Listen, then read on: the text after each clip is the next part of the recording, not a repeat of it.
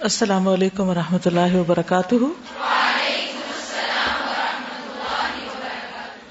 نحمده ونصلی علی رسولہ الکریم، اما بعد فاعوذ باللہ من الشیطان الرجیم، بسم اللہ الرحمن الرحیم، رب اشرح لی صدری ویسر لی امری واحلل عقدۃ من لسانی یفقہوا قولی۔ چیک لسٹ مل گئی تھی؟ پڑھی تھی؟ اس کو بھرنے کی تیاری کی تھی؟ پہلے دینے کا مقصد یہ تھا کہ آپ ریڈی ہو جائیں۔ کیا فائدہ ہوگا بھرنے کا؟ کوئی فائدہ ہوگا یا نہیں؟ کوئی بتائے گا آپ میں سے کیا فائدہ ہوگا؟ اچھا، میں یہ سوچ رہی تھی کہ اگر کوئی باہر کا شخص یہ دیکھے گا تو وہ پڑھ کے ہنسے گا، فنی لگے گا کہ اتنی چھوٹی چھوٹی باتیں، اتنی چھوٹی چھوٹی باتیں کون سکھاتا ہے؟ ماں باپ سکھاتے ہیں نا۔ لیکن یہ ہمیں کس نے سکھائی؟ اللہ کے رسول صلی اللہ علیہ وسلم نے۔ تو ہم اس لیے ان سے، اپنے ماں باپ سے بھی بڑھ کر محبت کرتے ہیں، کیونکہ انہوں نے ہمیں وہ سکھایا جو ہمارے ماں باپ نے بھی نہیں سکھایا۔ اب سوال یہ پیدا ہوتا ہے کہ ان سب چیزوں کو ضروری سمجھ کے، فائدے کا سمجھ کر وہی کرے گا جس کو یہ یقین ہوگا کہ اللہ کے رسول صلی اللہ علیہ وسلم سب سے بڑھ کر ہمارے خیر خواہ ہیں، سب سے بڑھ کر علم رکھنے والے ہیں، اور سب سے بڑھ کر سچی بات کرنے والے ہیں، اور ان کی بتائی ہوئی چیز پر میرا اعتماد ہے، یقین ہے، اور ہر ایک سے بڑھ کے مجھے ان پہ زیادہ ٹرسٹ ہے کہ جو انہوں نے کہا وہ سچ کہا اور وہی فائدے کا ہے۔ میرے علم میں ہے یا نہیں، مجھے سمجھ آئی یا نہیں، یہ بات کی بات ہے، اس کو سمجھنا ہے، جاننا ہے، لیکن اس انتظار میں نہیں رہنا کہ اچھا جب تک سمجھ نہیں آتی تو اس وقت تک میں اپنی مرضی کرتا ہوں، جب سمجھ آئے گی تو پھر پیروی کروں گا۔ اللہ سبحانہ وتعالیٰ کی محبت لینے کا ذریعہ بھی یہی ہے۔ قل ان کنتم تحبون اللہ فاتبعونی، کیا انعام ملے گا؟ یحببکم اللہ۔ کیا واقعی ہم سچے ہیں کہ اللہ ہم سے محبت کرے؟ ہم اپنی اس بات میں کتنے سنجیدہ ہیں کہ اللہ تعالیٰ ہم سے محبت کرے؟ اگر ہم ہیں تو پھر ہمیں کچھ مشکل نہیں، اور اگر نہیں ہے تو بس جیسی زندگی پہلے تھی ویسی بعد میں بھی، کیا فرق پڑتا ہے؟ ایک شخص کو پتہ چلتی ہے ایک بات اور وہ کرنے لگ جاتا ہے، اور دوسرا وہ شخص اس وقت کرتا ہے جب اس کا کوئی اور پروف مل جاتا ہے، تو دونوں میں کیا فرق ہے؟ ایمان کا فرق ہے، اعتماد کا فرق ہے، یقین کا فرق ہے، اور اجر اور ثواب کا بھی فرق ہے۔ ایک شخص اتباع سنت سمجھ کے کرتا ہے ایک چیز کو، اس کا اجر کچھ اور ہے، اور ایک شخص اس وقت کرتا ہے جب اس کو کوئی پروف مل جاتا ہے، جب وہ چیز ثابت ہو جاتی ہے، جب اس کا فائدہ سامنے آ جاتا ہے۔ پھر اس نے کس لیے کیا؟ فائدے کے لیے کیا، پروف کے لیے کیا، کسی اور پر اعتماد کرتے ہوئے کیا، سنت سمجھ کے تو نہیں کیا۔ فرق ہے نا۔ اسلام ہمیں غور و فکر سے نہیں روکتا، آپ ضرور غور و فکر کیجئے، ہر بات پر رک کر سوچئے کہ میں یہ کیوں کر رہی ہوں۔ آنکھیں بند کر کے اس کو فیل نہیں کیجئے، غور کیجئے کیوں کر رہی ہوں۔ شروع میں یاد ہے آپ کو بتایا گیا تھا کہ کسی بھی کام کو کرنے کے جب تک فائدے نہ پتہ ہوں اور نہ کرنے کے نقصان نہ پتہ ہوں تو اس وقت تک ہم اس کو اختیار نہیں کرتے، اور پھر وہ عادت نہیں بنتی ہماری۔ تو ان میں سے کسی بھی عادت کو کیوں اپنانا ہے، اس کے فائدے کیا ہیں، یا کیوں چھوڑنا ہے، اس کے نقصان کیا ہے، اس کو بھی ذہن میں رکھیے، اور شعوری طور پر خالص نیت کے ساتھ ان چیزوں پر عمل کیجیے۔ یہ اسائنمنٹ صرف ایک بہانہ ہے کہ ہم کچھ کر لیں، ہمیں یاد دہانی ہو جائے، ریمائنڈر ہو جائے، کیونکہ ہم بہت سی چیزیں جانتے ہیں، عمل میں نہیں ہے۔ اور کوئی کچھ بتائے گا؟ یہ ایک کٹھی کمپائل ہوئی ہوئی جب سامنے آئی نا، تو اس سے مجھے یہ فائدہ ہوا کہ میرا مائنڈ ڈی ٹریک نہیں ہوا کسی اور نیگیٹو چیز کی طرف۔ یعنی مجھے تھا کہ دن بھر میں اتنے سارے کام ہیں اور مختلف مواقع کے ہیں، تو وہ ہر مواقع کے لحاظ سے جیسے جیسے یاد آتا جا رہا ہو، کچھ کر لیا، کچھ بھول چوک میں رہ گیا، وہ تو سارا وقت مائنڈ جو ہے وہ اسی چیز پہ رہا، تو اس سے بہت الحمدللہ فائدہ ہوا۔ یعنی ایک پروڈکٹیو دن گزرا، یا سوچ برقرار رہی، پازیٹیو رہی۔ آپ؟ السلام علیکم۔ استاذہ میں نے جب یہ اس کو پڑھا، کل میں گاڑی میں بیٹھی ہوئی تھی تو میں نے دیکھا اس کو کہ اس کو کس طرح سے میں خود بھی عمل کروں اور اوروں تک بھی پھیلاؤں. تو میں نے اپنے ڈرائیور کو کہا کہ آپ اس کی ملٹیپل کاپیز کر لو نا، تو ایک آپ اپنے لیے رکھ لیں. وہ بابا جی تھے تو انہوں نے کہا کہ ٹھیک ہے میں پڑھتا ہوں. جب انہوں نے پڑھا تو وہ بہت خوش ہوئے. سادہ سے ہیں مگر ان کی بات مجھے بہت اچھی. انہوں نے کہا کہ یہ تو مطلب سمپلی آپ کو سوچنا بھی نہیں پڑتا اور آپ کو پتا چل جاتا ہے کہ دن میں آپ نے کیا کرنا ہے. پھر میں گھر گئی تو میں نے اپنی مدر ان لا کو دیا، انہوں نے پڑھا، اور اس کے بعد پھر میں نے ان کو کہا کہ یہ کچھ کاپیز آپ لے لیں تو آپ اپنی جو گلی میں پڑوسی ہیں سارے ان سب کو دے آئے نا. تو ان سب کو بھی پہنچا دیا. تو وہ مطلب اتنی مجھے اچھی چیز لگ رہی تھی کہ میں نے ایٹ لیسٹ تھاٹ تو دے دی دوسروں کو کہ آپ نے کرنا کیا ہے، اور خود انشاءاللہ اس پہ عمل کروں گی تو انشاءاللہ. اور پھر یہ ہے کہ ہم بعض اوقات ایک چیز شروع کرتے پھر بھول جاتے ہیں یا چھٹ جاتی ہے، تو ایٹ لیسٹ ہماری تھنگس ٹو ڈو کی لسٹ میں تو ہے کہ یہ کرنا ہے. اگر آج نہیں کیا تو کل کر لوں، کل نہیں تو پرسوں کر لوں، کرنا تو ہے نا. اور اگر نیت مسلسل رکھی، مثلا تہجد پڑھنے ہیں، تو ہو سکتا ہے کہ وہ آپ کی حاضری لگتی جا رہی ہو کہ یہ سچا ہے اپنی نیت میں، کسی وجہ سے نہیں اٹھ پا رہا. تو نیت کا بھی اجر ہے نا اگر وہ جینوئن نیت ہوگی. ٹھیک ہے نا.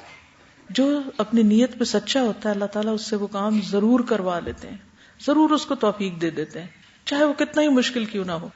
جی آپ؟ استاذہ میری برٹش فرینڈ تھی تو وہ ہمیشہ ایک بات کہتی تھی کہ میں یہاں رہتی ہوں تو مجھے اتنا اپنا بلیسڈ فیل ہوتا ہے کہ میں مسلمان ہوں. ہمارے پاس قرآن کی شکل میں ایک بیسک گائیڈ لائن ہے اور نبی صلی اللہ علیہ وسلم کی شکل میں ایک پرفیکٹ بینگ ہے. یہاں کے لوگ کبھی ایک ریسرچ کو فالو کرتے ہیں، پھر وہ نلیفائی ہو جاتی ہے، پھر دوسری ریسرچ کو، پھر وہ نلیفائی ہو جاتی ہے، پھر تیسری ریسرچ کو. تو جب میں نے اس کو دیکھا مجھے اتنی خوشی ہوئی کہ میں نے کہا ہمیں تو کسی ریسرچ کے پیچھے بھاگنے کی ضرورت ہی نہیں ہے. H and every thing with minute details has been told by Prophet صلی اللہ علیہ وسلم. بالکل. اور پھر یہ کہ ایک دفعہ آپ عادتیں پختہ کر لیں، بس ساری زندگی کے لیے پھر چلتے جائیں. یہ نہیں کہ کل کو آپ کو کہا جائے گا نہیں اب یہ چھوڑ دیں، اب یوں نہ کریں، ایسا کریں. یہ بھی مسئلہ نہیں. It's a very valid point. جی استاذہ ایک یاد دہانی بھی ہے نا، میں دیکھ رہی تھی کہ میں نے کچھ چیزیں پڑھی جو میں کرتی رہی ہوں کافی عرصے سے اور پھر مجھے نہیں پتا کہ میں نے وہ کب چھوڑ دی. تو وہ میں نے پڑھی تو میں نے کہا یہ تو میں کر رہی تھی اور مجھے یاد بھی نہیں کہ میں نے کب چھوڑ دی. بالکل بالکل. یہ دیکھنے سے پھر ہو جائے گا کہ نہیں یہ میں نے کرنا ہے. جی السلام علیکم. وعلیکم. استاذہ میں نے اپنے بچوں کے ساتھ یہ جا کے شیئر کیا. بچے میرے کوشش بہت کر رہے ہوتے ہیں کہ وہ سنتوں پہ پہلے بھی عمل کرتے ہیں، باتھ روم میں جانے کی، باہر آنے کی، سونے کی، لیکن بہت ساری چیزیں ظاہر ہے بچے بھول جاتے ہیں. تو میں نے کل ان کے ساتھ جا کے اس کی فوٹو کاپیز کرا کے گھر میں بھی لگائی ہیں، اور میرے گھر میں بچے جو ہیلپر ہیں میری ان کو بھی دیا. وہ کافی ساری میرے ساتھ کوشش کر رہی ہوتی ہے ہر چیز پہ عمل کرنے کی. تو میں نے بچوں کو یہ کہا ہے کہ اس میں ہم marks at the end of the week آپس میں ڈسٹریبیوٹ کریں گے کون زیادہ اٹین کرتا ہے. تو بچے کل سے نا بہت انتھوزیاسٹکلی وہ اس کو فالو کرنے کی کوشش کریں، اور ہم نے تیاری کی ہے اس کی سارا. الحمدللہ. یہ تو بہت ہی اچھا ہے کیونکہ مارکس جو ہیں اگر دے دیں تو خود اینڈ میں اپنا گراف بھی بنا سکتے ہیں ہر ویک کا. ایک اور چیز یہ بھی ہے کہ جب نہیں کوئی کام کر رہے مسلسل، آپ نے دیکھا کہ پورا ویک ہی نہیں کیا، تو ان ایریاز کو پھر ریڈ کر دیں آپ اپنی لسٹ میں خود ہی کہ یہ میری ابھی عادتیں ڈالنے والی ہیں. اور پھر اپنا محاسبہ خود کریں کہ میں آخر کون سی ایسی ریزن ہے جس کی وجہ سے نہیں کر پا رہی. کرنا تو چاہیے مجھے، میں کیوں نہیں کر پا رہی، میرے اندر کیا مشکل ہے، کیا رکاوٹ ہے، تاکہ اس رکاوٹ کو دور کیا جائے. اور ایک اور ٹپ یہ ہے کہ میں جب اپنا اس طرح محاسبہ کرتی ہوں نا، تو جہاں میں سمجھتی ہوں کہ میں ناکام ہو رہی ہوں اپنی اس عادت میں، یہ سنت کے فالو کرنے میں، تو پھر میں استغفار کرتی ہوں کہ میرے گناہ ہی رکاوٹ ہے میرے اس نیک عمل میں. تو جب محاسبہ کریں گے تو ساتھ ہی پھر آپ رک کے استغفار بھی کریں گے سچے دل سے، اور اللہ سے رو کے دعا مانگیں کہ اللہ تعالیٰ مجھے اس نیک عمل کی توفیق عطا فرما. اور جب آپ کیلکولیشن شروع کریں گے تو بلیو می اپنا آپ ایسا سامنے آئے گا کہ خود آپ کو بھی نہیں پتا ہوگا. پہلے تو میں کہتی ہاں وہ آج اصل وجہ یہ تھی کہ یہ ہو گیا تو پھر وہ میں نے نہیں کیا تو اچھا یہ ہو گیا. اس طرح کی جسٹیفیکیشن دے دے کے نا تو چیزوں کو اگنور کرتے رہتے ہیں. لیکن جب وہ سامنے نقشہ بنتا ہے نا تو اپنے آپ کو آئینہ دکھانا آسان ہو جاتا ہے. اگر واقعی آپ دیکھنا چاہیں، اپنے آپ نہ دیکھنا چاہیں تو اور بات ہے، دیکھنا چاہیں تو وہ پھر کہتے یہ میں اس عمل میں یا اس کام میں اتنی لو، اتنی نیچے، اتنی پیچھے، اور امیدیں بڑی بڑی اور عمل کچھ ہے نہیں، کیا بنے گا. یہ احساس اپنے اندر پیدا ہو جائے کہ میں پیچھے ہوں، میں نیکی میں کم ہوں، تو آپ کے اندر پھر آگے بڑھنے کی ایک سوچ پیدا ہوتی ہے. ورنہ تو انسان اپنے آپ کو اتنی تسلیاں دیتا ہے کہ فکر کی ضرورت ہی نہیں ہے. جی سیٹرڈے کو جب اس کو جا کے میں نے پڑھا تو کچھ چیزیں تو پہلے سے تھیں اندر اور آسان بھی لگیں، لیکن کچھ چیزیں مجھے لگا کہ شاید میں نہ بھی کر پاؤں، اتنی ڈیفیکلٹ ہیں کہ وہ عادت میں ہے ہی نہیں. پھر میں نے ان کی فوٹو کاپی کروائی کہ چلو پہلے ہفتے میں نے نہ کیا تو اگلے پورے منتھ ٹرائی کرتی رہوں گی اور ہو جائیں گے انشاءاللہ. اور صبح جب میں مارک کر رہی تھی تو مسواک کا تھا کہ اچھی طرح مسواک کیا کہ نہیں، مجھے لگا اچھی طرح نہیں کیا، اب تو یہ جھوٹ ہو گیا، کراس کرنا پڑے گا. دوبارہ گئی، دوبارہ اچھی طرح مسواک کیا اور اب پھر ٹک کرنا. اس میں آپ دیکھیں کہ مسواک اللہ کی رضا کی خاطر کی تو کوئی بات نہیں، ایک دن کراس کے اگلے دن پھر یاد آئے گا اوہو کل یہ کیا تھا. آپ یہ بھی کر سکتے ہیں جو کام جس ایریا کے ہیں اس ایریا میں اتنے سے کٹ کر کے حصے کو پیسٹ بھی کر سکتے ہیں، ری رائٹ بھی کر سکتے ہیں، اپنے انداز میں بھی لکھ سکتے ہیں. جی میں یہ دیکھ رہی تھی کہ جیسے شروع کے لیکچرز میں ہم نے سیکھا تھا کہ پلاننگ کیسے کرنی ہے اور ہر چیز کی پلاننگ، تو وہ میرے لیے بہت مشکل ہو رہا تھا. اگر میں اپنے فائنینس کو پلان کر رہی تھی تو میری عبادات میں مسئلہ ہو رہا تھا، مطلب ایٹ اے ٹائم ملٹی ٹاسکنگ نہیں ہو رہی تھی. تو ایک تو مجھے یہ فائدہ ہوا کہ مجھے پتا چل گیا اچھا ملٹی ٹاسکنگ ایسے کی جاتی ہے، اور دوسرا پھر میں نے اس کا یہ سوچا کہ ٹھیک ہے اسائنمنٹ ہے مجھے ریٹرن کرنی ہے، میں نے اس کی پہلے فوٹو کاپیز کروا لی تاکہ وہ ہمیشہ کے لیے رہے گا میرے پاس کہ میں نے یہ کام کرنے ہیں. ایک اور میری آپ سب سے ریکویسٹ ہے کہ اس کو امپروو کرنے کے لیے مزید مشورے لکھ کر دیجیے. جی میں نے جب سٹارٹ کیا تھا نا یہ میرا، تو اس میں یہ تھا کہ مجھے یہ جو ٹائٹل تھا نا اس کی اتنی صحیح سمجھ نہیں آ رہی تھی، اور جب وہ میں نے چیک لسٹ میں سب سے پہلی چیز دیکھی کہ مسواک اللہ کی رضا کے لیے، تو وہ اس کی مجھے ایک دم سے سمجھ آ گئی کہ میں ہر چیز میں پہلے فائدہ دیکھتی تھی کہ اس کا سائنٹیفکلی کیا فائدہ ہوگا، اور مسواک کے میں نے پھر فائدے جا کے پڑھے بھی، لیکن جیسے ہی وہ اللہ کی رضا کے لیے آیا نا تو مجھے یہ ٹائٹل بھی کلیئر ہو گیا کہ جو چیزیں اللہ کے نبی نے جو ہمیں سنتیں بتائی ہیں، اگر ہم ان کے پیچھے ان کی جو فائدے ان کو نہ بھی دیکھیں، اللہ کا حکم ہے اللہ کی رضا کے لیے کرنا ہے. اور دوسری چیز میرے اندر پروڈکٹیوٹی بہت بڑھی کہ جب وہ ہم چیک لسٹ پہ ٹک کریں گے نا تو اینڈ آف دا ڈے فیل ہو رہا تھا کہ آپ اچیوڈ سم تھنگ، اور جب نہیں کر رہے تھے تو ایک تھوڑی سی ایک سیڈ فیلنگ کہ اچھا یہ کام رہ گیا. نارملی اگر ہم یہ چیک لسٹ نہیں کر رہے اور وہ کام چھوٹ جاتے تھے وہ اتنی سیڈ فیلنگ نہیں آتی تھی، تو اب وہ پروڈکٹیوٹی کی فیلنگ اور بھی زیادہ بڑھ گئی. السلام علیکم. وعلیکم السلام. میں نے سب سے پہلے جو بات کرنی تھی وہ یہ کہ مجھے آج بہت خوشی ہو رہی ہے کیونکہ اس لسٹ کی وجہ سے آج پہلی دفعہ میں نے زندگی میں اشراق کے نفل پڑھے. الحمدللہ. جی ہم لوگوں کو بہت زیادہ کمپٹیشن ہوتا ہے نا دنیا کی چیزوں کا، اور ہمارے غم بھی اسی وجہ سے ہوتے ہیں، فلاں میرے سے اس چیز میں آگے نکل گیا، وہ اس چیز میں. تو میں سوچ رہی تھی، ابھی میرے ذہن میں آ رہا تھا جب انہوں نے وہ مارکس کی بات کی نا کہ بچے ٹوٹل کریں، تو میں سوچ رہی تھی کہ اگر ہمارے گھر میں اس طرح کا ماحول نہ ہو کہ ہم ایک دوسرے کے ساتھ مارکس کمپیئر کر سکیں، تو میں جب کسی کام میں اپنے آپ کو سست فیل کروں نا کہ سستی ہو رہی ہے اور میں یہ نہیں کر رہی اور ریڈ مارک لگا چلا جا رہا ہے ہر ویک اور میں اس کام کو نہیں کری، تو میں یہ اپنے ذہن میں امیجن کرتی ہوں، ویژولائز کرتی ہوں کہ وہ کام کوئی اور کر کے اور جنت میں چلا گئے اور میں اس کام کی وجہ سے پیچھے رہ گئی ہوں، یا میرا اسٹیٹس اللہ کے نظر میں پیچھے ہو گیا. تو وہ جو چیز جو مجھے موٹیویٹ کرتی ہے نا، وہ جو سینس آف کمپٹیشن ہے، اس لیے شاید اللہ تعالیٰ نے بھی کہا نا فاستبقوا الخیرات، ایک دوسرے سے آگے بڑھ جانے کی خواہش، اس میں بھی ہم اس کو یوز کر سکتے ہیں. بالکل. ایک اور چیز یہ ہے پیچھے رہنے کی یا کوئی بھی چیز نہ کرنے کی 2-3 وجوہات ہوتی ہیں. ایک ہوتا ہے ہم رش میں ہوتے ہیں، جلدی میں، اب جلدی ہے زبان کیسے صاف کریں، جلدی ہے یہ کیسے کریں، تو پھر سوچیں کہ جلدی کیوں ہے، جس چیز کے لیے جلدی مچائی ہوئی ہے واقعی وہ اتنا امپورٹنٹ کام ہے کہ ہم ایک سنت کو چھوڑ دیں اور جلدی مچا دیں. دوسرے ہوتا ہے نیگلیجنس، غفلت کا علاج کیا ہے؟ یاد دہانی کرانا. اینی ادر ریزن خود نوٹ کیجئے کہ کیا اور وجہ ہو سکتی ہے کہ جس کی وجہ سے آپ کوئی کام نہیں کر پاتے، پھر اس ریزن کو خود omit کیجئے. ٹھیک ہے. السلام علیکم. جب میں اس کو پڑھ رہی تھی میں یہ سوچ رہی تھی کہ یہ بہت سارے ایسے کام ہیں جو عمل میں تو ہیں لیکن کبھی سنت سمجھ کے نہیں کیا. تو یہ پیج ایسے لگا جیسے بہت زیادہ محتاط ہو کر زندگی گزارنے کو کہتا ہے، کیونکہ سارے اعمال جو ہیں وہ اللہ تعالیٰ کے پاس تو لکھے جائیں لیکن ہمارے سامنے رزلٹ کوئی بھی نہیں. اگر ہم خود مارکنگ کریں گے، اس کی اپنی اصلاح خود کریں گے تو زیادہ بہتر ہو جائے گا انشاءاللہ. اصل میں تو اسی دن کی تیاری ہے نا، یہاں یہ اعمال نامہ کیوں بھر رہے ہیں؟ تاکہ اس دن کی تیاری کر سکیں. وَلْتَنظُرْ نَفْسٌ مَا قَدَّمَتْ لِغَدٍ. ہر شخص کو دیکھنا چاہیے کہ اس نے کل کے لیے کیا کیا. کہاں دیکھے گا اپنے اعمال کو؟ کہاں؟ اگر لکھ کے سامنے ہوں گے تو زیادہ آسانی سے دیکھیں گے. ٹھیک ہے. ایک اور مجھے جو فائدہ اس کا فیل ہو رہا تھا وہ یہ تھا کہ آپ کی مینٹل لیزینس جو ہے وہ بھی دور ہوتی ہے. آپ کی جو تھاٹس ہیں وہ چینلائز ہوتی ہیں, آل دا ٹائم سوچ رہے ہیں اور اچھی پازیٹیو چیز سوچ رہے ہیں. بالکل اچھی والی نیت میں نے کی کہ میں کروں گی, تہجد پڑھوں گی. اور آج صبح جب میں اٹھی, آج اتنی نیند آئی ہوئی تھی, بہت زیادہ ہی نیند آئی ہوئی تھی, اور امی نے مجھے ایک آواز تھی تو اس ٹائم میں اٹھی, اور اس ٹائم جو خوشی تھی اور نماز جو پڑھی تو ابھی تک ایکٹیو. ایسے مجھے لگتا تھا نیند ہی آتی رہے گی, اب کلاس میں نیند ہی آتی رہے گی. بہت سی چیزوں کا تعلق سوچ سے بھی ہوتا ہے نا, کہ ہم اپنے اوپر ایک وہم یا خوف طاری کیے ہوئے ہوتے ہیں, کیا پتہ نہیں کیا ہوگا, پتہ نہیں کیا ہوگا. تو ان معاملات میں بھی اللہ پر بھروسہ کرنا چاہیے. چلیے آگے چلیے. اگر میری زندگی اور میری موت اللہ کے لیے ہے تو پھر مجھے اپنے آپ کو اپنے رب کا پسندیدہ بنانا ہے. اس بات پر غور کرنا ہے اور اس بات پر عمل کرنا ہے کہ وہ کون سی چیزیں ہیں جن سے رب محبت کرتا ہے.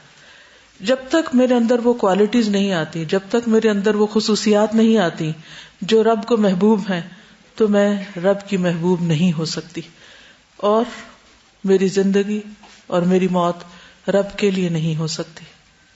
اللہ سبحانہ تعالی بندوں کے اندر جو چیز پسند کرتا ہے وہ ان کی پاکیزگی اور صفائی ہے. قرآن مجید میں اللہ سبحانہ تعالی فرماتے ہیں, ان اللہ یحب التوابین ویحب المتطہرین, بے شک اللہ محبت کرتا ہے کثرت سے توبہ کرنے والوں سے, کیونکہ کثرت سے توبہ گناہوں کو دھو ڈالتی ہے, اور اسی طرح پاکیزگی حاصل کرنے والوں سے. متطہر کی جمع ہے متطہرین. متطہر یعنی جو کوشش کے ساتھ پاکیزگی اختیار کرے. اس لیے بہت ضروری ہے کہ ہم اپنی روزمرہ زندگی میں نہ صرف یہ کہ اپنے جسم بلکہ اپنے ماحول کو بھی صاف ستھرا رکھیں. ہم نے جسمانی صفائی کے تحت سر کے بالوں سے لے کر پاؤں تک مختلف چیزوں کے بارے میں جو قرآن و سنت سے ہمیں رہنمائی ملتی ہے, اور اس کے بعد عام روزمرہ زندگی میں جن جن طریقوں سے اپنے جسم کی صفائی کرنی چاہیے ان پر ہم نے گفتگو کی. آج ہم بات کریں گے انشاءاللہ بڑی طہارت کے بارے میں, یعنی قضاء حاجت کے آداب اور لباس وغیرہ کی صفائی. ایک تو ہے کہ انسان اپنے جسم کو, اپنے منہ کو, اپنی آنکھوں کو, کانوں کو ہر طرح کی ناپسندیدہ چیزوں سے بچائے, اور اس کے ساتھ ساتھ انہیں مزید صاف ستھرا کرنے کے طریقے اپنائے. اور اس سے اگلا مرحلہ یہ ہے کہ انسان اپنے جسم اور اپنے ساتھ لگی ہوئی گندگیوں کو, جن کی وجہ سے عبادت ہی قبول نہیں ہوتی, ان کو دور کرنے کا بطور خاص اہتمام کرے. ان میں سب سے پہلے پیشاب کی چھینٹوں سے بچنا, کیونکہ اگر یہ چھینٹیں جسم پر ہوں تو عبادت بھی قبول نہیں ہوتی. تو وہ جو بات ہے کہ ان صلاتی و نسکی و محیایا و مماتی میں جو پہلا حصہ ہے ان صلاتی, وہ للہ رب العالمین نہیں ہو سکتی, کیونکہ اس بنیادی تقاضوں کو ہی پورا نہیں کرتی وہ نماز کہ جو شرائط ہیں اس کی قبولیت کی. تو ایسی نماز جس میں طہارت کا اہتمام نہ کیا گیا ہو, جسم ناپاک ہو, تو نماز قبول نہیں ہوتی. تو آپ 100 دفعہ کہتے رہے ان صلاتی و نسکی و محیایا و مماتی للہ رب العالمین, لیکن آپ کی صلاۃ اسی وقت اللہ رب العالمین کے لیے ہوگی جب اس کی پسند کے مطابق ہوگی. اور اس کی پسند کے مطابق کرنے کے لیے کیا ضروری ہے کہ اس میں سب سے پہلا قدم طہارت کا ہے, ناپاک چیزوں سے اپنے آپ کو دور کرنے کا. بررجز فہجر. نبی صلی اللہ علیہ وسلم ایک مرتبہ مدینہ یا مکہ کے ایک باغ میں تشریف لے گئے. وہاں آپ نے 2 شخصوں کی آواز سنی جنہیں ان کی قبروں میں عذاب دیا جا رہا تھا. تو نبی صلی اللہ علیہ وسلم نے فرمایا ان پر عذاب ہو رہا ہے اور کسی بہت بڑے گناہ کی وجہ سے نہیں. پھر فرمایا بات یہ ہے کہ ایک شخص ان میں سے پیشاب کی چھینٹوں سے بچنے کا اہتمام نہیں کرتا تھا اور دوسرا شخص چغل خوری کرتا تھا. یعنی ایک ایسا شخص تھا کہ جو ظاہری گندگی کا شکار تھا اور دوسرا اخلاقی گندگی کا. تو ان دونوں میں بھی ایک مماثلت ہے. پیشاب کی چھینٹیں بھی اڑتے ہیں نا, کپڑوں پہ پڑ جاتے ہیں, جسم پہ پڑ جاتے ہیں, اور چیزیں جو آس پاس کا ماحول ہوتا ہے اس میں بکھر جاتے ہیں, تو اس سے بیڈ اسمیل کے علاوہ اور بہت سی خرابیاں لاحق ہوتی ہیں. اسی طرح جو چغل خوری وہ بھی گندگی کو پھیلانے والی بات ہے, اور اس سے بھی انسان اخلاقی طور پر نجس ہو جاتا ہے, ناپاک ہو جاتا ہے, اور اس سے فتنہ فساد بھی پھوٹتا ہے. جس طرح پیشاب کی چھینٹوں سے نہ بچنے کی وجہ سے نماز تو نہیں ہوتی, لیکن اس کے ساتھ ساتھ کئی بیماریاں بھی پھیل سکتی, کئی امراض بھی جنم لے سکتے ہیں. اسی لیے آپ دیکھیں کہ کئی امراض کی تحقیق کہاں سے کی جاتی ہے؟ پیشاب کے ٹیسٹ سے. یعنی انسان کا جو پیشاب کا اسپیسیمن ہے اس سے بہت سے امراض کا پتہ چلتا ہے. انسان کے جسم کی پوری کیمسٹری اس سے سامنے آ جاتی. تو اس لیے بہت ضروری ہے کہ انسان اپنے آپ کو اپنی ہی نجاست یا اپنی ہی اخلاقی برائیوں کے شر سے محفوظ رکھے. ٹھیک ہے. پھر پانی سے طہارت حاصل کرنا. یہ جو آیت ہے ان اللہ یحب التوابین و یحب المتطہرین، کہتے کہ یہ آیت اہل قباء کے بارے میں نازل ہوئی تھی کیونکہ وہ لوگ پانی سے استنجا کرتے تھے. عام طور پر کیا رواج تھا؟ مٹی سے طہارت حاصل کرنے کا. اس سے بھی ہو جاتی، لیکن پانی سے جو تسلی ہوتی ہے وہ کسی اور چیز سے نہیں ہوتی. بعض لوگ مٹی کے بجائے ٹیشو پیپر استعمال کرتے ہیں اور اسی کو ہی طہارت کا ذریعہ سمجھ لیتے ہیں. ٹیشو پیپر سے پیشاب کے چھینٹے خشک تو کیے جا سکتے ہیں مگر صاف نہیں کیے جا سکتے. یعنی اگر جسم کے کسی حصے پر پیشاب لگ گیا ہے اور آپ اس کو صرف ٹیشو سے جذب کر لیتے ہیں، خشک کر لیتے ہیں، تو کیا آپ کے خیال میں پاک ہو گئے؟ جب تک اس کو دھویا نہ جائے. مٹی کے اندر یہ خصوصیت ضرور ہے کہ وہ وہاں کی لگی ہوئی نجاست کو اگر پوری طرح اتارتی نہیں لیکن اس کی ترکیب کو بدل دیتی ہے.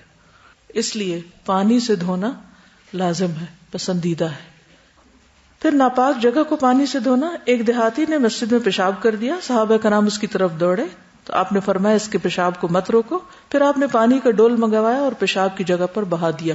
یعنی نہ صرف یہ کہ جسم کو بلکہ جس جگہ پر پیشاب ہو اس کو بھی دھو لینا چاہیے، صاف ستھرا کر دینا چاہیے. عام طور پر بڑوں کے ساتھ ایسی مشکل نہیں ہوتی، لیکن چھوٹے بچے یا بہت بوڑھے لوگ جو اپنا پیشاب کنٹرول نہیں کر سکتے، ان دونوں کے سلسلے میں پھر انسان کو مزید محتاط رہنے کی ضرورت ہے کہ ان کا بستر ہو یا پھر واش روم تک کا راستہ یا کوئی بھی اور جگہ جہاں ان کا پیشاب لگ سکتا ہو، اس سب کے بارے میں بھی احتیاط برتنی چاہیے. صرف اس میں ایکسپشنل کیس چھوٹا بچہ ہے، لڑکا جو ابھی روٹی نہیں کھا رہا ہو یا کوئی سالڈز پر نہ ہو، تو اس کے پیشاب کی چھینٹیں اگر پھیل جائیں تو ان پر اگر پانی کا چھینٹا مار دیا جائے تو وہ کافی ہو جاتا ہے. لیکن لڑکی کا پیشاب یا کھانا کھانے والے بچے کا پیشاب جو ہے وہ نجس ہے اور اس کو دھونا چاہیے. اور دھونے کے لیے پانی کافی ہے، صابن ضروری نہیں. پانی پاک کرنے والا ہے، پاک کر دیتا ہے. صابن اس پہ مزید اس کو اچھا کر دیتا ہے. دودھ پیتے بچوں کے پیشاب کا حکم جو ہے حدیث میں آتا ہے کہ رسول اللہ صلی اللہ علیہ وسلم نے ایک بچے کو اپنی گود میں بٹھایا تو اس نے آپ پہ پیشاب کر دیا. آپ نے پانی منگا کر اس پہ چھڑک دیا، اسے دھویا نہیں، اور کہا جاتا کہ یہ بچہ وہ تھا جو ابھی کھانا نہیں کھاتا. اسی طرح وہ لوگ جو ویسے صحت مند ہوں اور باقی ہر طرح کے چھینٹوں سے بچتے ہوں، ان کے لیے یہ احتیاط لازم ہے کہ جس فرش پر وہ نہاتے ہیں اس فرش پر پیشاب نہ کریں، کیونکہ بازو کا تو پھیل کر ادھر ادھر رہ سکتا ہے. نہاتے ہوئے جب صاف پانی کا چھینٹا اس پیشاب کے ساتھ ٹکرائے گا تو پلٹ کے واپس آپ پر بھی آ سکتا ہے. تو نہانے کی جگہ کو اور پیشاب کی جگہ کو الگ الگ ہونا چاہیے. ٹھیک ہے. پھر اسی طرح یہ ہے کہ اس بات پر آپ مزید ریسرچ کریں گے کہ پیشاب میں کون سی ایسی نجاستیں ہیں یا ایسی کون سی خرابیاں ہیں یا ایسی کون سی گندگیاں ہیں کہ جس کی وجہ سے اتنا زیادہ اہتمام کرنے کو کہا گیا ہے کہ چھینٹوں سے بھی بچے. پیشاب سے بچنا تو ہے ہی، اس کے چھینٹے سے بھی بچے. اور نہ بچنے پر صرف یہ نہیں کہا گیا کہ نہ بچنا ٹھیک نہیں، بلکہ اس پر سزا بھی بتائی گئی. تو اس کی کیا وجہ ہو سکتی ہے کہ اتنی ارلی سٹیج پر یعنی قبر کے اندر ہی سزا شروع ہو جاتی. کچھ سزائیں تو ایسی نا جو بعد میں ہوگی، قیامت کے دن ہوگی انسان کے گناہوں پر، لیکن یہ وہ گناہ ہے جس پر قبر میں بھی عذاب ہے. اور کوئی کچھ کہنا چاہیے اس سلسلہ؟ جی میم، میڈیکلی فیمیلز کا جو یوریتھرا ہوتا ہے it is small and it is not as protected as میل کا یوریتھرا، وچ از میلز میں یوریتھرا 11 سینٹی میٹر ہوتا ہے، فیمیلز میں یوریتھرا کی لینتھ تقریباً 4 سینٹی میٹر ہے. And it is very close to the place of defecation, یعنی it can easily be contaminated.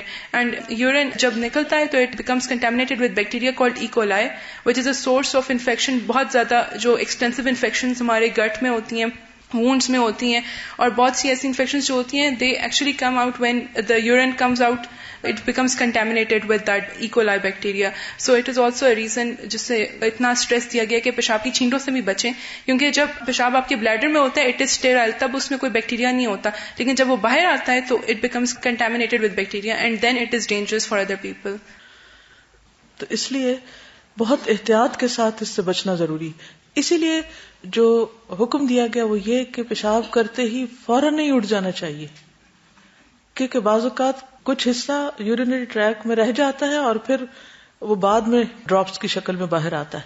تو اس طرح کچھ لوگوں کے کپڑوں کے ساتھ لگ جاتا ہے یا اور جگہوں پہ وہ چلا جاتا ہے، جس سے نجاست مزید پھیلتی، گندگی پھیلتی. اور اگر وہ آپ کے کپڑوں میں گر گیا اور وہ کپڑے آپ کے جسم کے ساتھ دوبارہ بار بار لگ رہے ہیں تو آپ دیکھیے کہ اس کا نتیجہ کیا ہو سکتا ہے. تو تھوڑا سا رک جانا چاہیے تاکہ جسم پوری طرح صاف ہو جائے, پورا پیشاب باہر آ جائے. جی بچوں میں جو پہلے تو نیپیز ہوتے ہیں نا تو وہ تو پھر چینج ہوتے رہتے ہیں. اب یہ جو Pampers yes it's a very important thing. یہ ماؤں کی سستی ہے سراسر.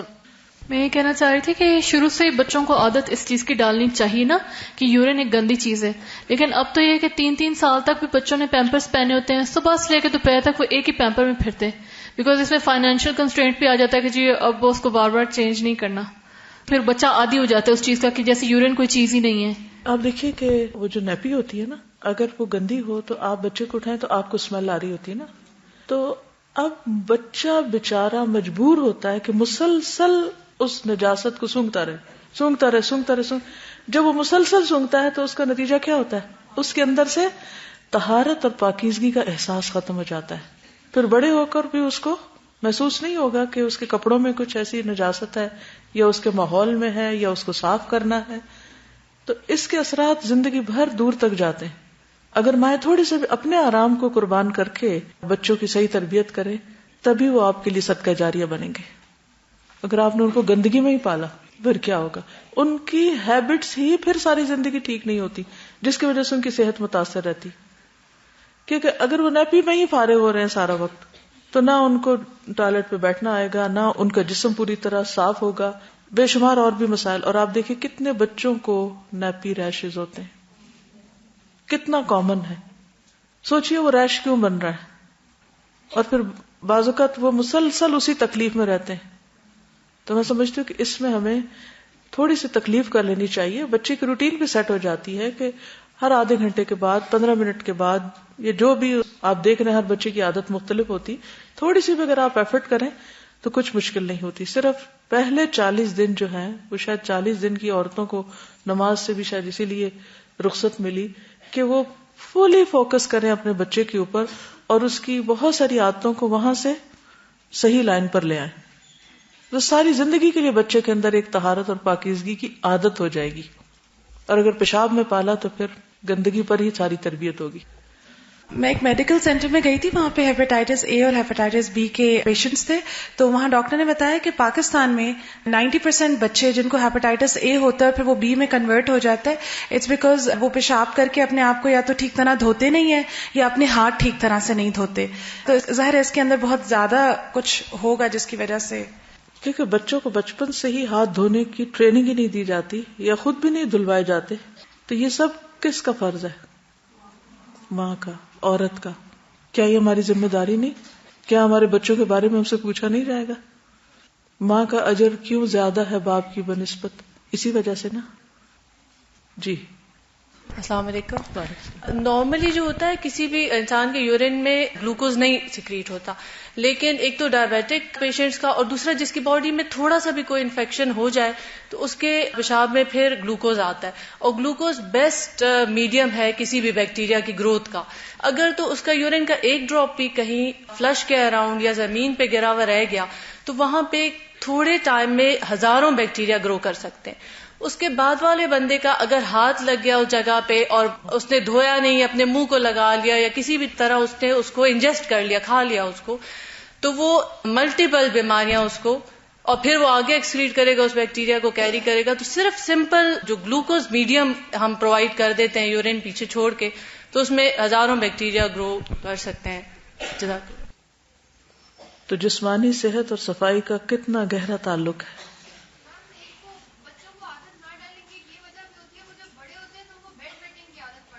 جی ہاں, جب شروع میں اگر بچوں کو نیپی ان کی پراپرلی نہیں چینج ہوتی تو پھر بڑے ہو کر ان کو پیشاب کنٹرول کرنا ہی نہیں آتا اور بیڈ ویٹنگ کی عادت پڑ جاتی اور وہ بڑے ہونے تک اپنے بستر گیلے کرتے رہتے ہیں. السلام علیکم. یہاں پر یہ بات ہو رہی ہے پیشاب کی نجاست کے لحاظ سے, تو یہ ہم فزیکل بات تو کر رہے ہیں, لیکن مجھے لگتا ہے کہ اس کے ساتھ ساتھ جو حضرت محمد صلی اللہ علیہ وسلم نے اور اسلام میں جو اس کی وہ ہے, یہ سائیکولوجیکل بھی ہے. سائیکولوجیکل اس لحاظ سے کہ we are too much careful about others excretions, اور باہر کی جو گندگی ہے اسے بہت زیادہ کیئرفل رہتے ہیں، لیکن جو اپنی ہے وہ ہماری فیلنگ بھی ہے نا، دوسروں کی اس سے ایون تھوک سے بھی اتنی کراہت کریں گے. تو میرا خیال یہ ہے کہ یہ سائیکولوجیکل فیکٹرز بھی اس میں مجھے نظر آتے ہیں کہ اس وجہ سے بھی اسلام نے اس کو اتنی امپورٹنس دی ہے. تو خلاصہ یہ کہ انسان عام طور پر چونکہ اپنی گندگی سے اس طرح نفرت نہیں کرتا جتنی دوسروں کی گندگی سے کرتا ہے، اس لیے پھر اپنی گندگی کو صاف کرنے میں اتنی احتیاط بھی شاید نہیں برتتا. تو یہ وجہ بھی ہو سکتی ہے کہ اتنی شدت برتی گئی ہے کہ قبر میں عذاب کی وعید سنائی گئی. جی السلام علیکم. استاذہ ابھی ہم بات کریں نا نیپیز کی، پیمپرس کی، وہ تو آج کل کے دور کی ہے. میں تو اس بات پہ حیران ہوتی ہوں کہ جو ہمارا دور تھا ہمارے بچپن کا، اس میں تو ایسی کوئی چیز نہیں تھی، اور ہماری مدرس نے تو ہمیں واش کیا تھا پراپرلی. تو ہمارے آج کل کے جو پبلک ٹوائلٹس دیکھیں آپ، یونیورسٹیز کے دیکھیں، کالجز کے دیکھیں، تو میں سوچتی ہوں کہ ہمیں مطلب بیسک تمیز ہی نہیں آئی، تو ہم نے کیا چیز سیکھی؟ اور یونیورسٹی لیول پہ بھی آ کے ابھی نہیں سیکھا تو کب سیکھیں گے؟ بالکل، بہت ہی اہم بات انہوں نے کی، اور وہ یہ کہ عوام کو تو بھول ہی جائیے کہ جنہوں نے کچھ پڑھا لکھا نہیں. کسی اسکول، کسی کالج، کسی یونیورسٹی، کسی دینی ادارے، کسی مدرسے، کسی مسجد، کسی جگہ کے بھی ٹوائلٹ کو جا کر دیکھیے اس کا حال کیا ہے. جس دین میں اتنی زیادہ تاکید ہے، اگر بحیثیت مسلمان ہم نے یہ پہلا سبق نہیں سیکھا.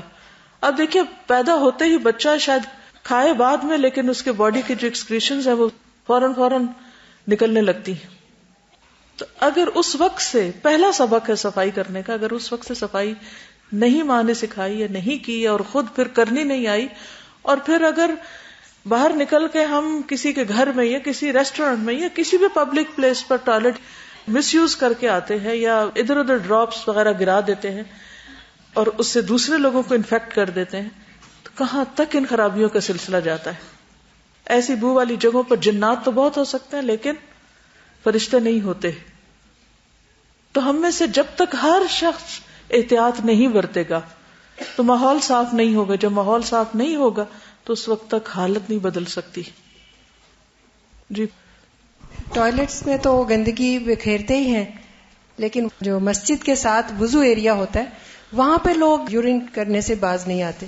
حرم میں نہیں آتے. جی بالکل. زمزم پہ بیٹھ کے، پہلے زمزم کا کنواں نیچے ہوتا تھا نا، تو اوپن ایریا تھا، الحمدللہ انہوں نے بند کر دیا وہ، کیونکہ اس پہ لوگ نیچے اتر کے وہاں پر باقاعدہ نہا رہے ہوتے تھے اور ہر قسم کی گندگی وہاں پھیلی ہوئی ہوتی تھی بعض اوقات. ابھی پچھلے دنوں تھا میٹرو میں جانے کا اتفاق، میٹرو کے ساتھ وہ بنے ہوئے ہیں پریئر ایریاز، وہاں پہ وضو کے ایریا میں مجھے کچھ شک پڑا کہ ایک عورت جو ہے وہ اپنے آپ کو واش کر رہی ہے، اور اس نے بڑا سا برقع یا جو بھی چیز پہنی ہوئی تھی اس میں اپنے آپ کو چھپایا ہوا تھا کہ پتہ نہ چلے.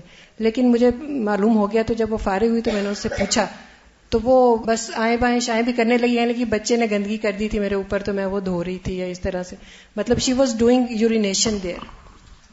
انا للہ. یعنی صرف ہم اپنے آپ پر نہیں، دوسروں پر بھی ظلم کرتے ہیں ایسے کام کر کے.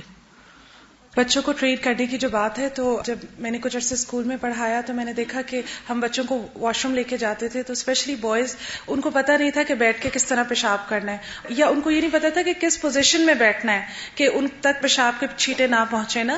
تو یہ اتنا ضروری ہے ہر ماں کو اپنے بچے کو ٹرین کرنا باقاعدہ چھوٹی عمر سے کہ اس نے کیسی پوزیشن میں بیٹھنا ہے پیشاب کے لیے تاکہ چھینٹے نہ آئیں. اور گندگی سے اتنی نفرت دلانا کہ وہ کہیں بھی ہو، کیونکہ مشکل یہ ہے نا، کچھ چیزیں تو پبلکلی ہم کرتے ہیں، وہ سب کے نوٹس میں آتے ہیں، تو اللہ سے تو کم ڈرتے ہیں، لیکن لوگوں کے ڈر سے ہی ہم تھوڑا سا احتیاط برت لیتے ہیں.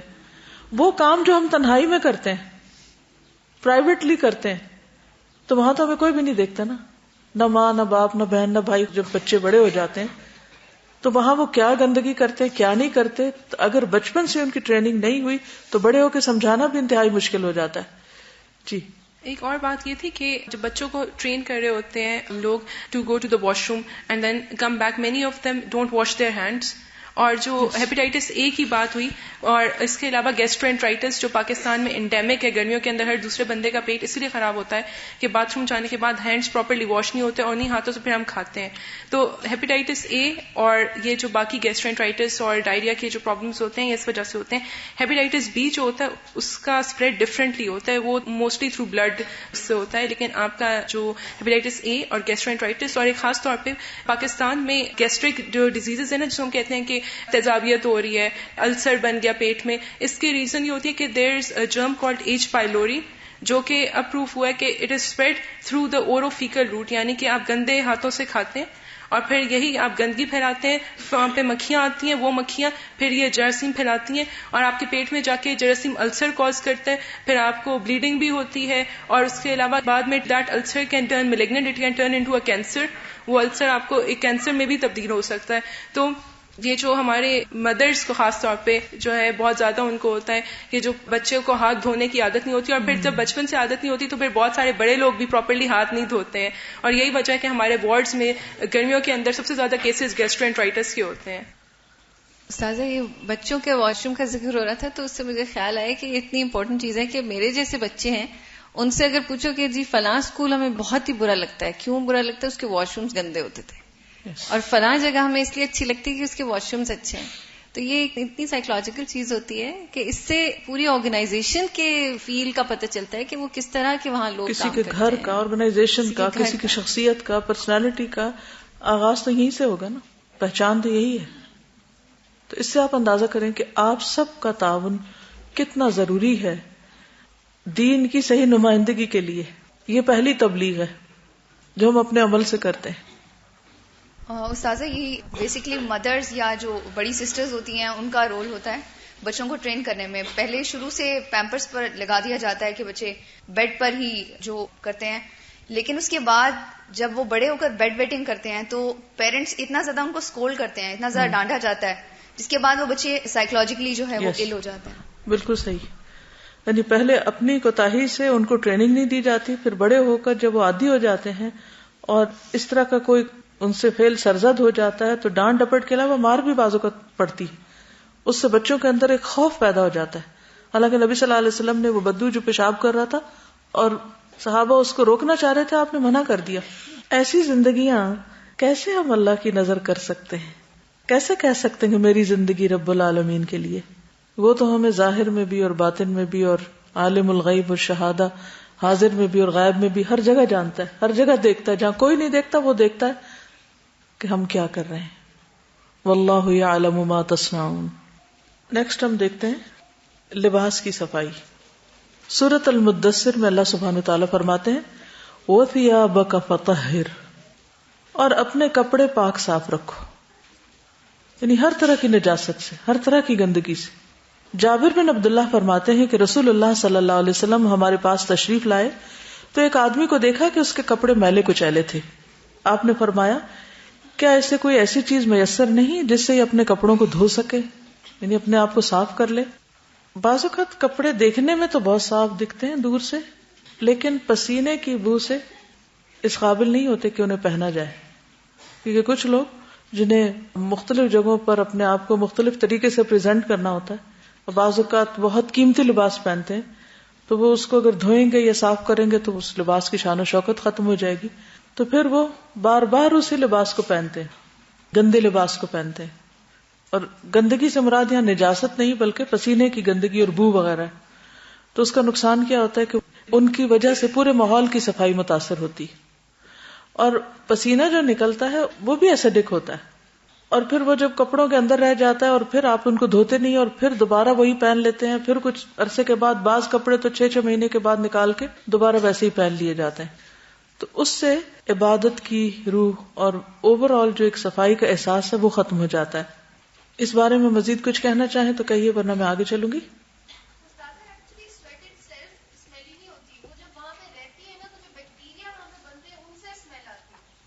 جی جی، یعنی سویٹنگ جس جگہ پہ رہ جاتی ہے وہاں وہ اس بیکٹیریا کی وجہ سے اسمیل پیدا ہوتی. استاذہ زیادہ لوگ کیا کرتے ہیں کہ وہ گندے کپڑے پہنتے ہیں جس سے بڑی سویٹ کی اسمیل آتی ہے اور اس کے اوپر وہ اور بھی زیادہ پرفیوم لگا دیتے تو وہ اتنا ڈسکسٹنگ ہو جاتا ہے اور پھر وہ اسپریڈ ہونے لگتا ہے. وہ یعنی وہ پہلے پسینہ ان کے اندر تھا, جب اس میں پرفیوم ڈالا تو وہ پرفیوم کے ساتھ مل کے اڑنے لگا.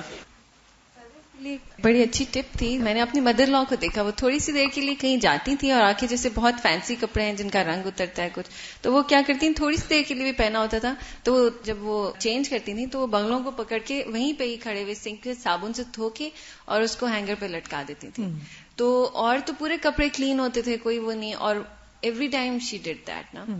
اس طرح جو ہے میں نے خود دیکھا ہے ان کے 12 سال پرانے کپڑے بالکل نئے ہیں اور وہ ہر وقت واشنگ مشین اور اتنا سرف اور ہر چیز ضائع بھی نہیں ہو رہی, اور بجلی کچھ تو اس کی سیونگ ہوتی ہے, اور یہ وہ اچھے کپڑے جو ہے وہ سارے بچ جاتے. جی ڈرائی کلیننگ سے بھی طہارت تو نہیں ہم کہہ سکتے نا. نہیں دیکھیے, نجاست کو صاف کرنا اور ہے جو پاکی کی اس میں آتی ہے, لیکن گندگی اس طرح کی اسمیلز وغیرہ کو دور کرنا یہ نجس نہیں ہے. تو ان کو اگر کسی بھی کلیننگ سے صاف کر لیا جائے, چاہے وہ آپ کسی اسپرے سے صاف کرتے ہیں یا ڈرائی کلیننگ سے, یا پھر محض اس جگہ کو دھو کے پانی بھی کافی ہو جاتا ہے بعض اوقات, تو اس سے نماز وغیرہ ہو جائے گی. یہ کہتے کہ کپڑے تو پھر بھی دھو لیتے ہیں, عبایا نہیں دھوتے کیونکہ وہ کالے رنگ کا ہے یا نیلے رنگ کا ہے, تو کسی کو کیا نظر آئے گا اس میں کیا لگا ہوا ہے. اس کو تو میرے خیال میں اگر کوئی طریقہ ہو کپڑوں کے جرمز دیکھنے کا تو سب سے زیادہ جو نظر آئیں گے وہ شاید عبایا پر ہی آئیں گے. جوتوں کی صفائی, جوتے ایسی چیز ہے کہ جو سب سے زیادہ گندگی میں جاتے ہیں. آپ کسی واش روم میں جائیں, کسی پبلک جگہ پر, کہیں بازار میں, سڑک میں, سبزی منڈی میں, کہیں پر بھی آپ جائیں گے تو سب سے زیادہ گندگی جراثیم جوتوں کو ہی چمٹیں گے.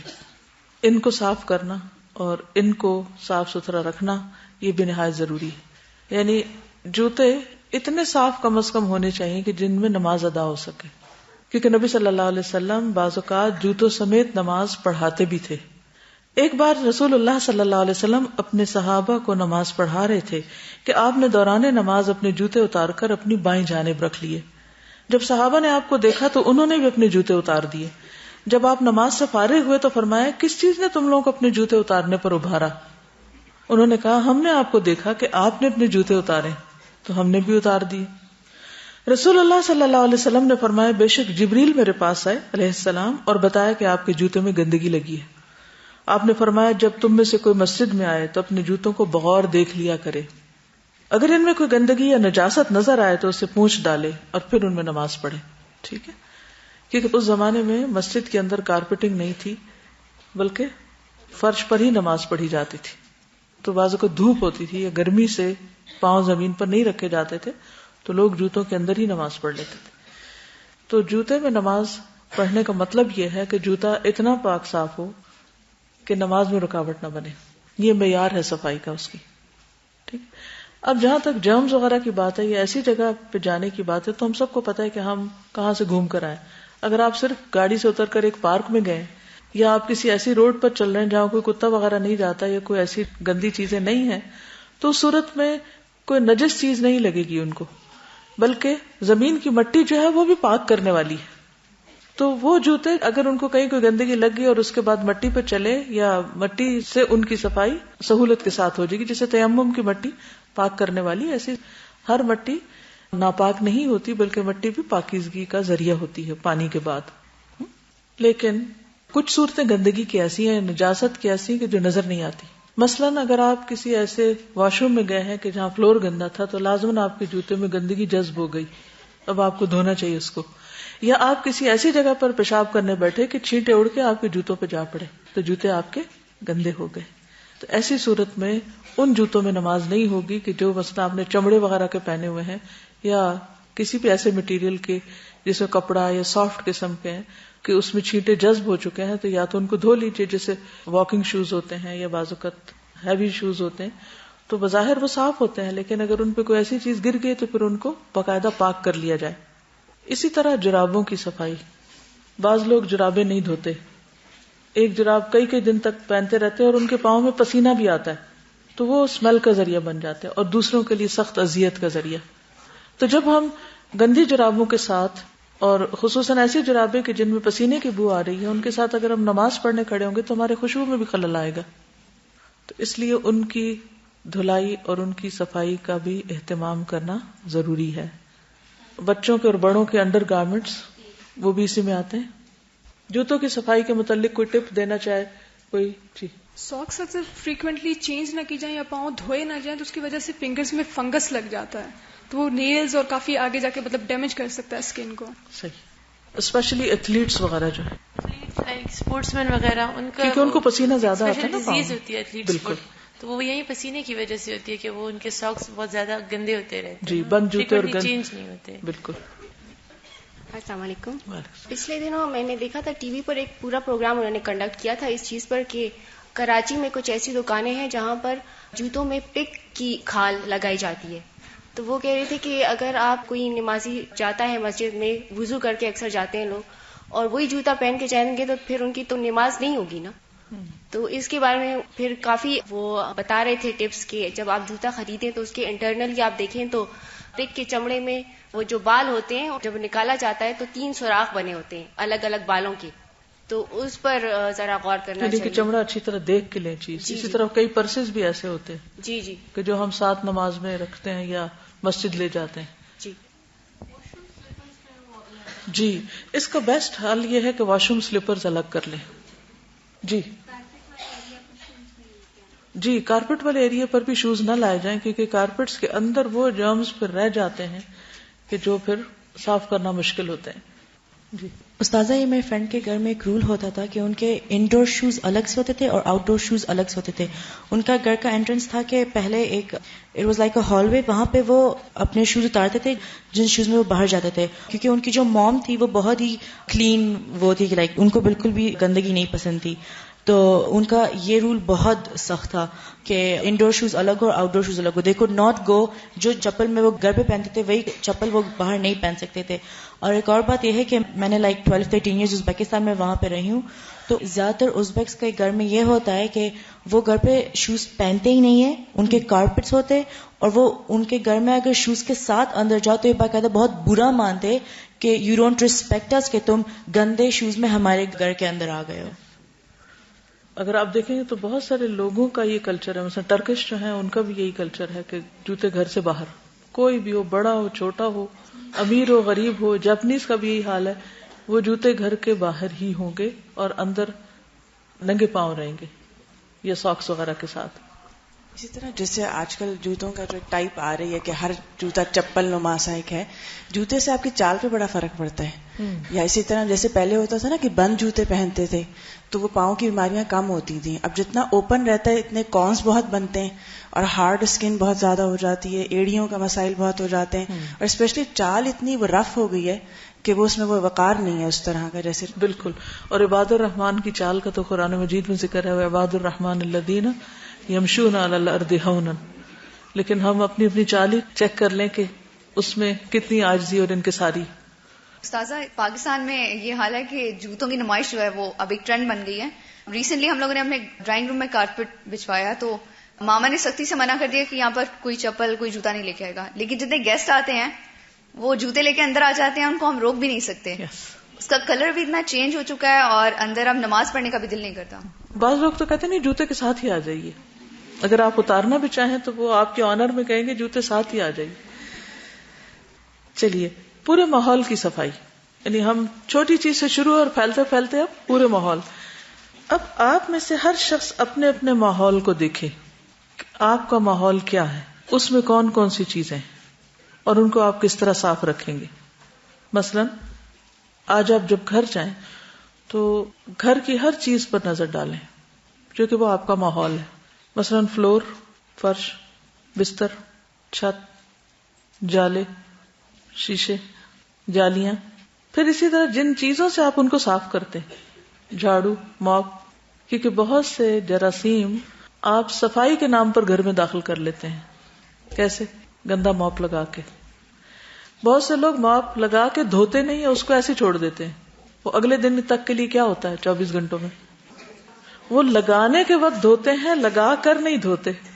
اب نقصان کیا ہوگا؟ وہ 24 گھنٹے اس کے اندر جراثیم پلتے رہیں گے اور پھر آپ نے وہ آ کے سارے گھر میں خوب پھیلا دیے. پھر اسی طرح کچن میں گئے آپ، آئیڈیل مسلمہ کچن میں ہیں، اپنے برتنوں کا حال دیکھیں، کچن کا فلور دیکھیں، کچن کے پائپ دیکھیں، واش بیسن دیکھیں، جس اسپنج کے ساتھ آپ برتن دھو رہے ہیں ذرا اس کی حالت دیکھیں، جس اسٹیل وول سے آپ اسکریچ کرتے ہیں مختلف برتنوں پہ لگی ہوئی سخت چیزوں کو، ذرا اس کو کھول کے دیکھیں. پھر اسی طرح جو مکھیاں گھوم پھر رہی ہیں مختلف چیزوں پہ بیٹھ جاتی ہیں، رات کے وقت کچن سے نکلتے ہوئے دیکھیں کہ کون کون سی چیز کھلی ہے، کیونکہ رات کے وقت سال میں ایک دن ایسا ہوتا ہے جس میں بلائیں اترتی ہیں، بیماریاں اترتی ہیں، اور جو برتن کھلا ہوتا ہے اس کے اندر چلی جاتی، پھر اسی میں ہم پانی وانی پی لیتے ہیں، کھا لیتے ہیں. تو کھانے کو ڈھکنا اور گرد و غبار سے بچانا، مکھیوں سے بچانا. پھر اس کے بعد آپ واش روم کا حال دیکھیے، جس جگہ پر آپ نے شیمپو اور سوپ رکھا ہوا ہے اس کا حال دیکھ لیجیے. واش روم کے ماپ اور واش روم کا جو وائپر ہے اس کو دیکھ لیجیے کہ وہ کتنے کیڑوں کی آرام گاہ ہے. کموڈ کا برش دیکھ لیجیے اور اس کے نیچے کھڑا پانی دیکھ لیجیے، وہ پانی کہاں سے آیا یہ بھی سوچ لیجیے. ٹوتھ برش، اور پھر سارے گھر والوں کے ایک ہی جگہ کٹھے ایک دوسرے سے ٹکرا رہے ہوتے ہیں وہ. جی ٹائلز آپ دیکھیں. پھر لانڈری جہاں آپ کپڑے دھوتے ہیں، واشنگ مشین کا حال دیکھیے، فلور دیکھیے، جہاں آپ نے سرف وغیرہ اور چیزیں رکھی ہوئی ہیں اس جگہ کو دیکھ لیجیے. ان سب چیزوں کا جائزہ لیجیے، کیونکہ یہ سارا کچھ ہمارا ماحول ہے. ہم اگر آدھ گھنٹہ بھی لانڈری والے ایریا میں کھڑے ہو کر کام کر رہے ہیں تو اس میں جتنی سڑاند اور جو گندگی ہے وہ کون انہیل کر رہا ہے؟ کام کرنے والا ہی کر رہا ہے، خود آپ ہی اس کو سفر کر رہے ہیں، یعنی اس سے آپ ہی کو تکلیف ہو رہی ہے.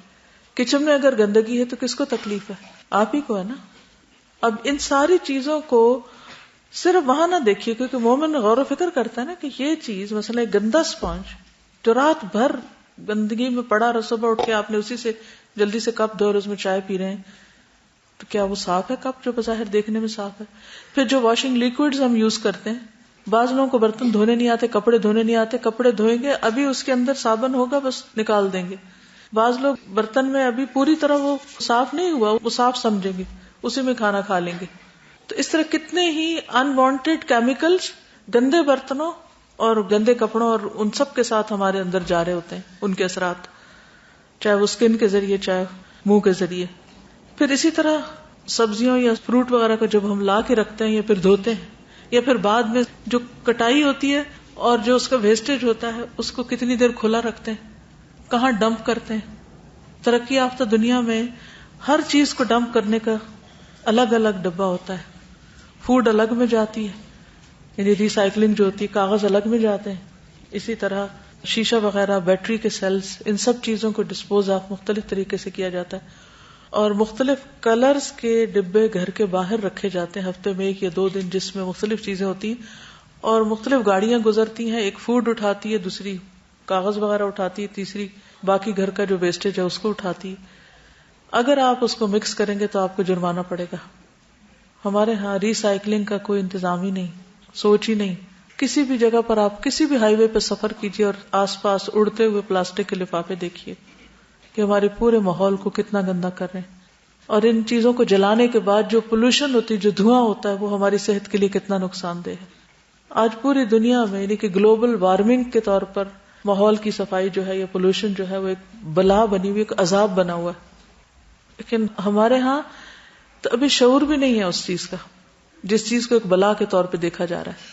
اور اس سے نبٹنے کے لیے کتنی تنظیمیں وجود میں آ چکی ہیں اور کتنی بڑی بڑی ریسرچ ہو رہی ہے اس پر. ہم کب جاگیں گے؟ کیا واقعی ہم دین پر عمل کر رہے ہیں؟ کیا ہم یہ دعویٰ کر سکتے ہیں؟